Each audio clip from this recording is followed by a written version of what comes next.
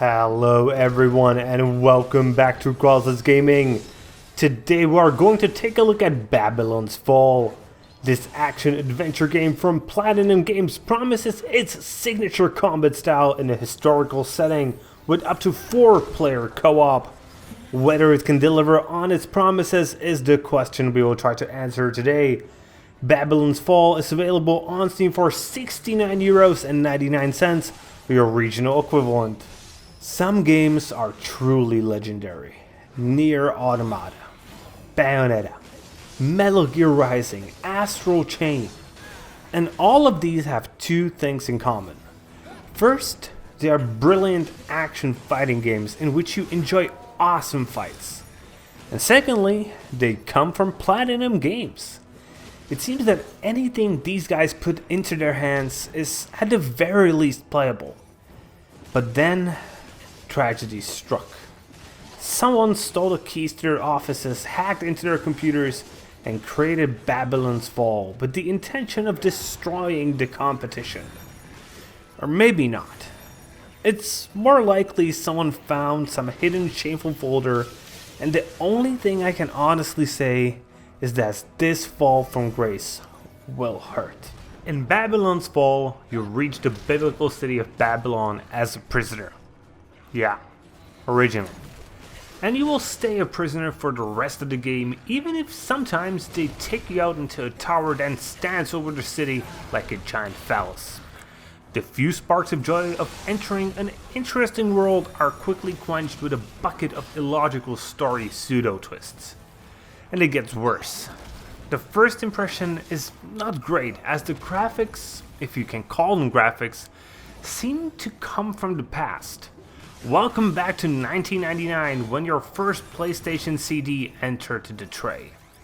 It's not about the fact that you cannot distinguish males from females, but the whole art style, and I'm being quite generous with the words art style, seem to look like a blurred, yet somehow boxy image from a first grader. And that's what it looks when it's standing still in the menu. But I want to move, hack and slash enemies in co-op, create combos, get better weapons, and all the fun things we know PlatinumGames can do so well. But that's where the next nightmare comes in. From the very beginning, it is obvious that creating your own character isn't worthwhile. So let's instead focus on the weapons and armor and all the stuff we can hack and slash in Babylon's Fall. Those who have imprisoned you attach a devious device called the coffin to your back. It allows you to carry 2 more weapons and use your environment to your advantage. For example, take a piece of a wall and throw it at your enemies. That actually sounds pretty cool, right? Sadly, you'll quickly figure out that you haven't actually figured out anything. You get close to no information. How good is this weapon? Does it deal more damage than the one I have equipped? And forget about character statistics. While those are available, it seems even the devs had no idea what each of them affects. So, in the end, you just grab 2 random swords into your hands, put 2 bows, yes, 2 bows for some reason, onto your coffin, and let's go on an adventure. But actually, you can't. There is no system that would allow you to add your friends to your party. And in a game that is focused on co-op, that is a bit of a problem. You'll end up frantically running all over the lobby to activate one of the stupidest online multiplayer systems ever created. If, for some reason, you haven't given up on Babylon's Fall after hearing all I had to say so far, the action itself will be a swift punch to your guts as well. All the happiness is sucked out of what is actually a cool idea in about 5 seconds after you shoot your first arrow. The vomiting will start in about the 20th second when you attack melee for the first time. The reason? There is no way to know what anything on the screen is. Not even your character is clearly visible, so you just jump around and hope you hit something, but the wall randomly smashing buttons on your controller to end up with an epileptic seizure in the 5th minute. To simplify, a typical fight looks something like this. You'll run through a boring, empty corridor into an arena.